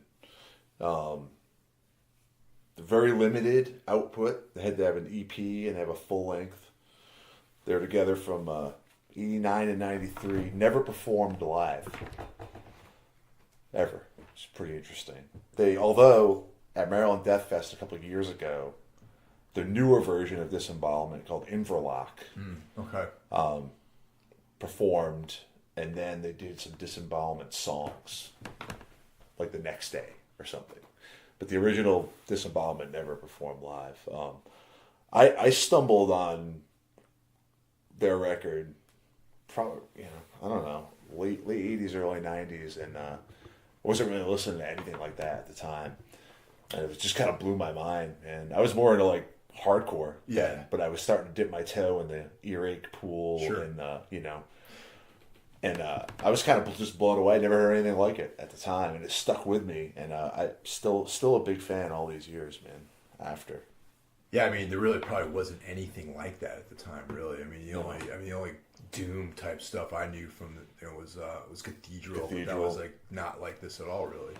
No, I mean, I guess in some ways, some of the early My Dying Bride stuff, but they weren't, because Disembowelment also had some like death metal stuff. It wasn't all dirgy and slow like most funeral doom is, but that's what most of it was. But then they throw like some brutal death metal in there, or like a grindcore part or something, So they're a really original band that probably not a lot of Relapse did reissue all that stuff a couple of years ago, but I think it's all out of print. And maybe you can get the CD. They did like a discography CD that had the EP, the full length, and then some like demos and shit on it. That's kind of cool.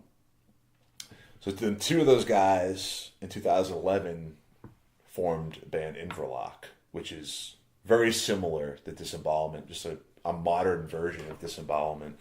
They also have an EP and a full length, both on Relapse, that are awesome, highly recommended. I don't think anyone gives a fuck about them. They should, because it's good shit. Yeah. Two of the members also, after Disembowelment split, went on to form a band called Trial of the Bow. You told me about them, and I might remember that name, but I can't quite form what it is. Well, back in the late 90s, when Relapse started the release portion of their label, where they put out more like ambient noise, stuff like that, they released the record by Trial of the Bow. And I was living in Boston at the time, at the Hydra Head house, playing in ISIS. And Relapse would just send us boxes of like promos of free shit. Pretty sweet. Yeah, and one box was just full of releases. So me and Jeff every night would just throw all these different like ambient noise records in the CD player, and like that was one that just ended up being in there like night after night after night after night. It's they only have two. They have an EP and they have a full length under the Trial of Bow name. I think it's on Apple Music. It's on YouTube. Whatever. Okay. Totally different. Not quite. It's ambient, but there's instrumentation beyond like keys, electronics, there's violins and different instruments. I'm really fond of it. I think it's a great record. Trial of the Bow. No one cares about it, I'm sure. But it's definitely cool that the guys, in these brutal bands go on to form and play this beautiful music. It shows a cool dynamic of the guys in the band are great players and into cool shit. So yeah, both those bands, Disembowelment and Inverloch, from Australia, I think are pretty awesome, overlooked bands that people should check out for sure. Going with the Relapse theme, there's that band Halo. Yes. Which they have a few releases out, and that kind of vary. But the one that really comes to mind for me is Body of Light. Yeah, from 2003. Great record. And that's like distorted vocals, like evil noise with like a sort of programmed drums kind of thing. I always get a Godflesh. Yeah. That very much Godflesh Swans, early Swans kind of thing. Yeah. And they're definitely worth checking out. Like, I wonder if Relapse keeps those records in print. I doubt it. Yeah, probably not, right? I doubt it. What about CDs? Maybe. No. Maybe. But it's probably on, I imagine it's on iTunes, though. I would think so, yeah. So weird to think about this stuff like that. I know. Yeah, I gotta dig those Halo records out. I haven't listened to that stuff in a while. They came to the States once. And do you remember the scenario with them coming to the States? I remember they came to the States, and wasn't it part of like one of those Relapse package tours or something like that? It was supposed to be the Godflesh U.S. tour for hymns. Oh, right. And at the last second, Godflesh pulled the plug on it. It was supposed to be Godflesh, High on Fire, Halo. Mm-hmm. And at the last second, Godflesh pulled the plug on the tour. But Halo ended up, I don't know if they may have been already here. Oh, wow. Because I know. Found out the tour got canceled. Right. That's terrible, man. So I know, I think they flew into Philly because Relapse is based in Philly, and they were kind of hanging around there, and they ended up staying with a friend of mine who had like a kind of makeshift recording studio in his basement, and they stayed there for like 3 days and just recorded a bunch of material in his basement that I don't think has ever been released. Wow. And I've never heard it, and I don't even know if he has a copy of it. I'll have to ask him. But because Cable was supposed to play I think it was an off day of the Godflesh thing. It was like with Halo. Oh, okay, yeah. Yeah, maybe even at O'Brien's. Oh, wow. The place that we just played not too long ago. It never happened. They ended up just hanging around, I think, in Philly and going back home. I fucking hate that place, man. What? O'Brien's. Yeah, I do too. I don't like that place. Yeah. It's a fucking like clubhouse. It's no good. Yeah. Yeah. I don't like it either. I'm with you. I knew it. Yeah, Halo, cool band for sure. What about the band Stryborg?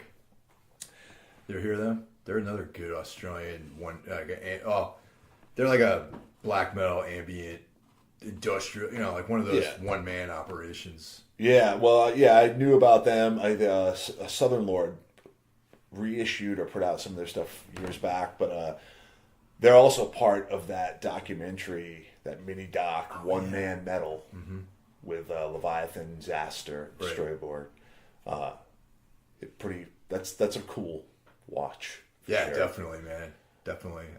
I think I only watched like one part of that because it's online in several parts, I think. Yeah, that's definitely cool. The footage of him is weird. He's just like in this house, like by himself. I think he has a wife, maybe even some kids or whatever, but like he's in like just this rural like neighborhood. Tasmania. Yes. He's in Tasmania. Which is like an island. I'd be lying if I said I knew. I think Tasmania is actually an island south of Australia. But I could be wrong too. I think so though. But and it's like they ask him at one point, like, "Hey, do any of you, like your neighbors or whatever know what you do?" And he's like, "No." Like he'd be in some deep fucking shit if they seen him in like corpse paint or like screaming. Wow. It's pretty interesting, man. Pretty much find out all you need to know about Stryborg by watching that little mini doc. That's pretty cool. He's got a ton of stuff out. Yes. Like a lot of those one man operations, they just like keep churning it out. Man. Just keep pumping out material. Of course, there's Portal / Impetuous Ritual. Can't forget them. They're like that's like the metal band from down there. Portal is easily one of my favorite newer metal bands. And newer, meaning they've been around probably 10 years now? No. Longer? They started in 1994. Wow. When was their first record release? Oh, yeah, they're much later. But they've been in existence for like over 20 years, though, apparently. All right. So, but I'll still say they're one of my. Yeah, I mean it's because they just really made it into like maybe 10 years ago. Yeah, if that. That's when they started to get on my radar. Yeah, maybe like 10 years ago. Newly discovered bands. Yeah, and I don't even know how to properly describe Portal. It's a wall of noise for sure. Death metal, black metal, going on, but like kind of transcends those descriptions. I don't know. How would you describe Portal? Just like you, but like a completely unique type of band though, with their own very specific vision. For the what they atmosphere on those records is. It's more about that than the playing. Yes. Even though those guys are like really good players, like when you see them live, they're like shredding, But it's right. But the production on the records it's almost intentionally obscuring like what they're actually doing. You know what I mean? Right. There's an interview I was reading recently with the curator, as he likes to be called, the front man, and the interviewer asked him, like, are you guys even really playing songs? Like, he was very offended by that. Like, they spend a lot of time crafting these. Yeah. And like when I listen to a Portal song, I've been playing bass / a little bit of guitar for a pretty decent amount of time in my life. If I had to sit down and like learn a Portal song, I'm not sure I could do it. No, it's like it doesn't. As awesome as it is, it's almost like I don't know how to describe it, man. It's and Impetuous Ritual's the same way. Yeah, they're a little bit more like brutal. Like it's more you can make out more what they're doing in Impetuous Ritual. I feel. Yeah. There's like some more so than parts Portal. Yeah. And then Portal's. You've seen Portal. I have not seen them live, but like they're the costumes and the stage show, and, all that is pretty, very intense. Yeah, pretty fucking original, man, and pretty cool. The same interview I was reading that the costumes, the ideas come from early Lon Chaney. Lon Chaney's. Yeah. Wow, I was thinking like Lovecraft or something. Well, someone mentioned lyrical content in Lovecraft in the same sentence, and once again, the curator did not enjoy that. And he said early on, yes, there was some Lovecraft. Oh, well, fucking, what do you want? Going on, but like as time has gone on, they don't like that association for some reason. Oh, yeah, that guy sounds like a fucking jerk. They seem, they get a lot of problems. These guys, Yeah. But probably, have you seen the video for Curtain? Yes. That's produced by my friend Zev Deans. Oh, Zev did that? Yeah, that's. I know that. That's insane. It's like that's why I'm talking about like, it's just not whatever. So that's really uncomfortably scary. That like when I watch that, it makes me feel like bad. Yeah, you know what I mean? I mean, if you're looking to be kind of borderline scared and uncomfortable and just disoriented, check out Portal, man. Yeah, I recommend all their stuff. Their new album, Ion, that came out this year, is fucking incredible. Vex Void, that's the one that Curtain is on. That's awesome. Solid. Swarth is before that, I believe. They're all great. I prefer like the last three over the first couple. Yeah. The production's a little different too. Yeah. Just there's a lot going on. It's hard to describe. If you're into black metal, if you're into death metal, if you're just generally into fucked up weird music, you gotta check out Portal if you haven't already. And the lyrical content. I mean, good luck, man. Yeah. Good luck. The latest that I've read is they say the lyrical content is more like referring to old technology and esoteric writings. I mean, it's a pretty broad statement. Okay. That could mean almost anything. Yeah. Because there's like this. People say like they sing in their own language that they created. I think that's all bullshit. Just a rumor. Like Magma. Yeah. Yeah, they have their own language. But yeah, I think Portal is amazing, and the new album Ion is a contender for album of the year for me. Okay. It's early in the year, but that's a contender for me for sure. I have Psychroptic as being a band to mention, which for the fans of technical death metal, and most notably our friend Todd Stern is in that band. All the way from New Jersey, he plays in a band in Australia. And I think I have a hard time traveling. Now that leaves, on my list at least, we have Destroyer 666, which a band that controversy seems to be following. Yet you can't talk about metal in Australia and not mention Destroyer 666. Does they've been around since 1994. And so yeah, claims of them being NSBM, misogynists. KK Warlust is definitely someone who's like a controversial figure in the metal scene, as well as his former band Bestial Warlust, which is a great name, Bestial Warlust. But I want to bring attention to the fact that recently, in this wave of how shall I put it, recreational outrage that seems to be going on. That's a good way to put it. Yeah, where everyone feels like they need a cause, and there are causes to be made. There are things out there in society and in the world where you should be outraged, but there's this sporting aspect of it, which I find kind of offensive, where everyone needs to have their own tragedy. They need to have their own personal vendetta or, horrible thing that they need to rail against. And I'm not saying that, you shouldn't be offended by certain things if they offend whatever sensibilities you have. But the irony with Destroyer 666 is they came under fire because KK Warlust made a perceived misogynistic statement about the Me Too movement, where it was saying that all these women need a stiff cock instead of and I'm sensitive to the plight of I don't think that's something you should joke around about. I don't think that rape is funny, and I don't think that people claiming to have been raped, I don't find any real humor in that. However, the one irony is that in the wake of all of these bands that are being accused of being Nazis, such as Taka, Marduk, and Watain, KK Warlust is someone who actually, if you're going to single one person out, I think that dude could actually be singled out as being a Nazi.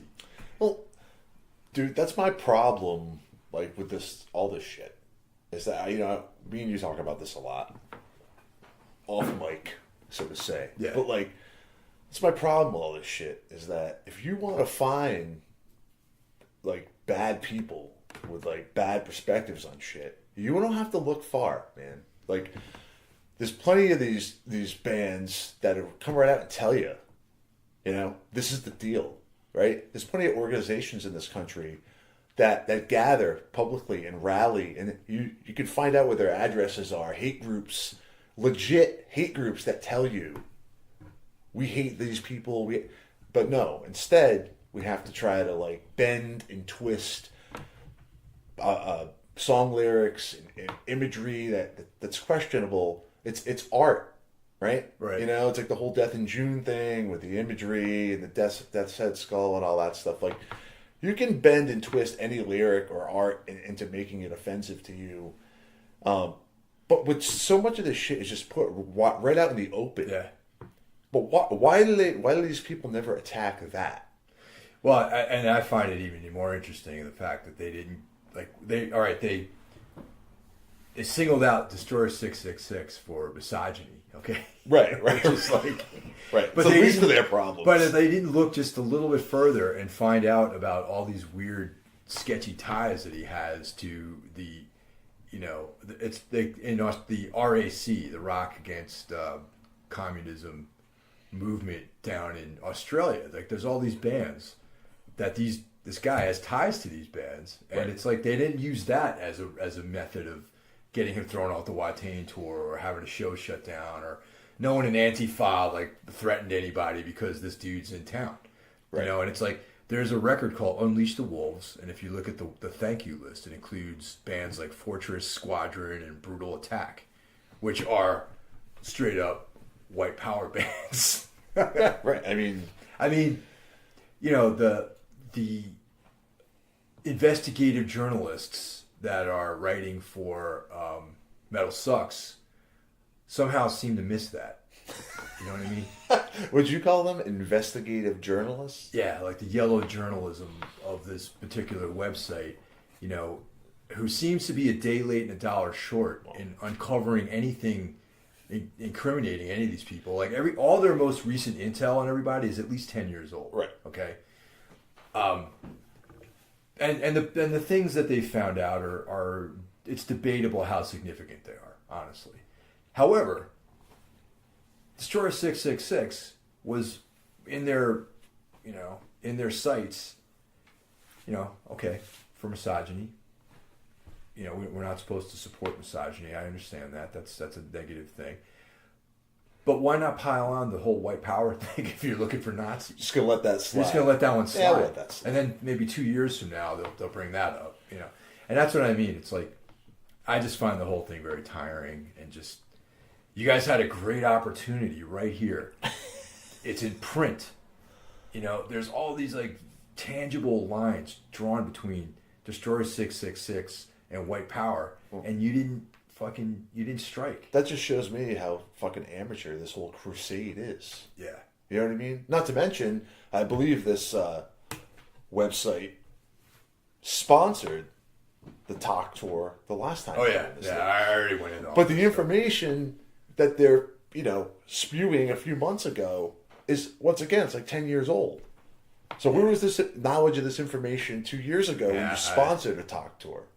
I just think it's like, it makes me think of like people who are just now getting into this stuff and they're, oh hey, by the way, man, all this stuff I like is all really weird politically, and I don't know. It's like suddenly they're realizing that the outsider, like the realm of the outsider is actually meant for outsiders, not for nice, well-adjusted kids. Right. And that just is what it is. I'm not saying it's good or bad. I'm not making any kind of judgment statement on it. And it's like, you go into these realms and there's dark things there. There's darkness there, and it's like you can choose to participate in any way you want, but don't be offended when you run into things that are darker than you expected them to be. I'm also a believer that you can listen to Destroyer 666 or bands with questionable beliefs and not share those beliefs. Sure. It seems to be like now, like if when I leave here and get in my car and put on a Bourbon record, then I guess I'm a Nazi. This is a blanket statement of everything all the time with any I happen to like questionable art and stuff that's a little dangerous and makes you think a little bit. I'm not supporting any of this stuff that's I don't support misogynist people or racism or whatever, but I don't know, man. Like it's just the whole battle with art and censoring art. I don't believe in that. I don't believe in censoring art. Well, we were talking about Amrup earlier, and there's Frank Kozik. A lot of his poster art had swastikas all over it. Adolf Hitler, it's like, is Frank Kozik a Nazi? Right. No, I don't think so. I mean, exactly. Tom Hazelmeyer might be, but no. Just kidding, everyone. That was called humor, which a lost art form. It's a lost art form. We could go on and on with that shit, man. I think we both feel the same way about that. I got a couple honorable mentions here that don't have much. We might have touched on them. I have like the Saints, the band the Hard-Ons, which Henry Rollins made a record with them. I've seen that. Doing AC/DC covers. Yes. We were talking about that. Yes. Whole lot of Rosie. Yep. Let There Be Rock. Yep. Dead Can Dance. I always forget they're from Australia. I forget they're from Australia. I think they're British because of the way the music sounds. Right. Yeah, totally. But they're not. They're Australian. And the Angels, sort of rock band, Australian rock music. And Australia. I know we're forgetting tons of bands probably. I know someone's going to be like, well, what about, I just want to talk. What about Midnight Oil? What about them? I just want to touch on a couple quick too, just to close out. One of my favorite bands from over there is Mournful Congregation, who is another could be considered the spearheaded the Funeral Doom movement. Awesome band. Started in '93, still active. Put out a record in 2018 called The Incubus of Karma, which is right up there with the Portal record as possibly being one of my favorite albums of the year so far. So check that out for sure if you're into Doom or Funeral Doom and that kind of stuff. And then one other quick thing, being a guy who attempts to play bass, Bob Daisley, who did some short stints in Sabbath, Rainbow, and was a heavy contributor to Ozzy's Blizzard of Oz album. Bass, backup vocals, a lot of songwriting from Australia. So, yeah, Australia's fucking where it's at, man. A lot of great music. We gave you a list of stuff that's impossible to find. So you're going to do some homework. Let's put in 30, 40 hours next week and sort it out. Well, I think the Destroyer 666 stuff is pretty easy to find, though. Yeah, that's easy to find. I think you could buy that online somewhere. You can get that at Walmart. Yeah. One of these, you know. The Portal, that stuff's not too hard to find. Yeah. But anyway, we'll come up with another topic, and, thanks for listening, and we'll see you guys soon.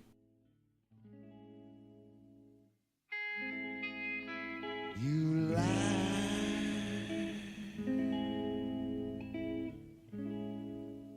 A cool fire.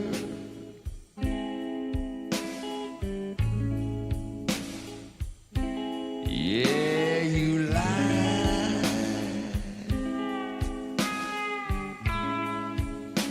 A cool fire.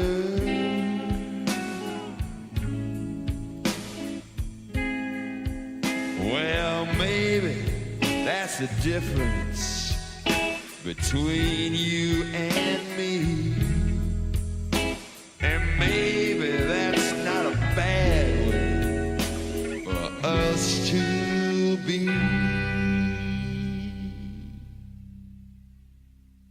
But you sure do lie.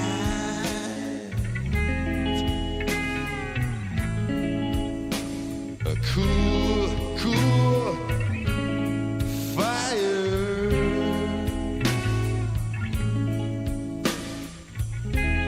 Yeah, you lie.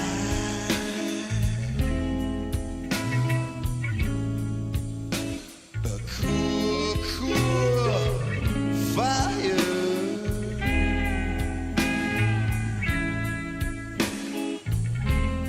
Well, when I light a fire, I don't spare the wood. Maybe to your mind that ain't so good.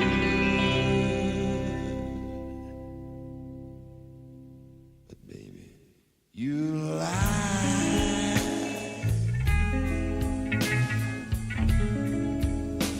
A cool fire.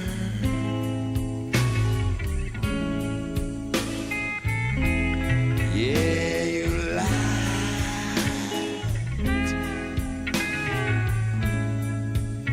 A cool fire.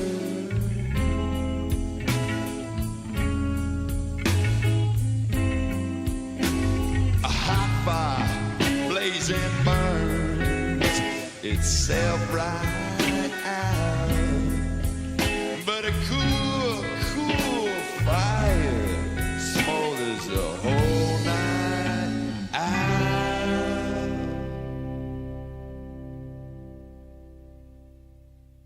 'Cause you lie.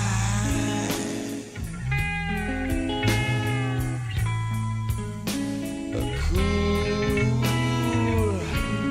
fire.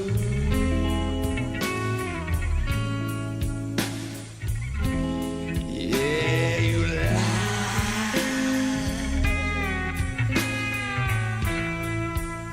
A cool fire.